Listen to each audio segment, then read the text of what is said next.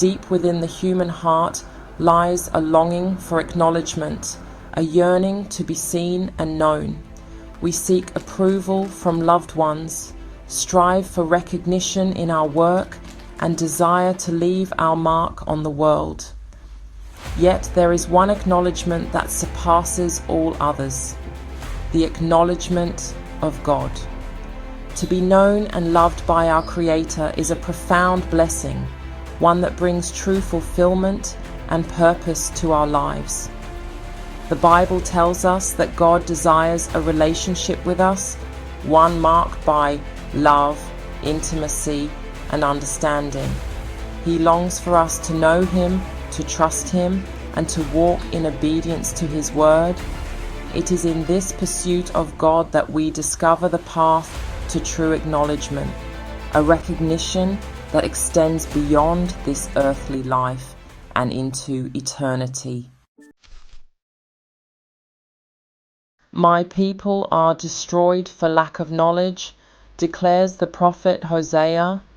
This powerful statement highlights the critical role of knowledge in our relationship with God. But what kind of knowledge are we lacking? It is not merely intellectual knowledge, but a deep, experiential understanding of God's character, His ways, and His will for our lives. This knowledge is not passive, it is transformative.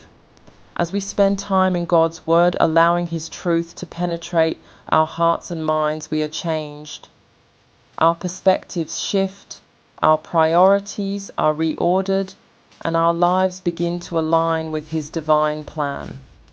This transformation is essential for us to receive God's acknowledgement, for it is in knowing Him that we come to resemble Him. Knowledge alone, however, is not enough.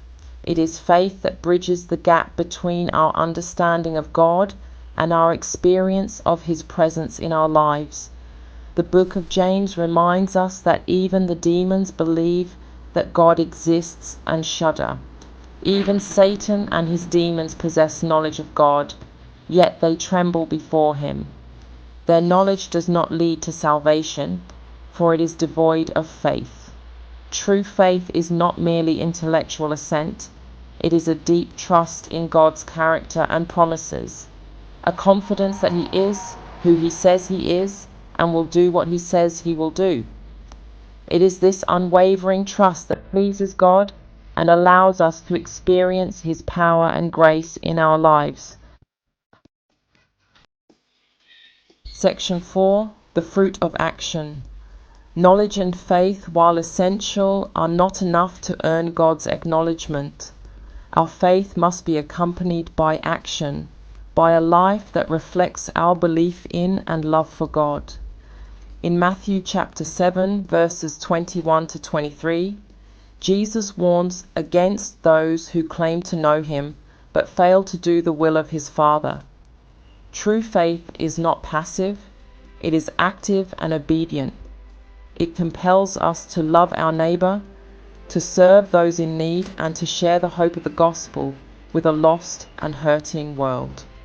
It is in these acts of love and service that our faith becomes tangible, a testament to the transformative power of God's grace in our lives.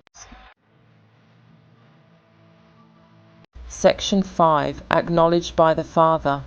The pursuit of God's acknowledgement is not a selfish ambition, it is a response to the longing within us to know and be known by our Creator. It is through the intertwined pathways of knowledge, faith, and action that we draw closer to God and experience the fullness of His love and grace.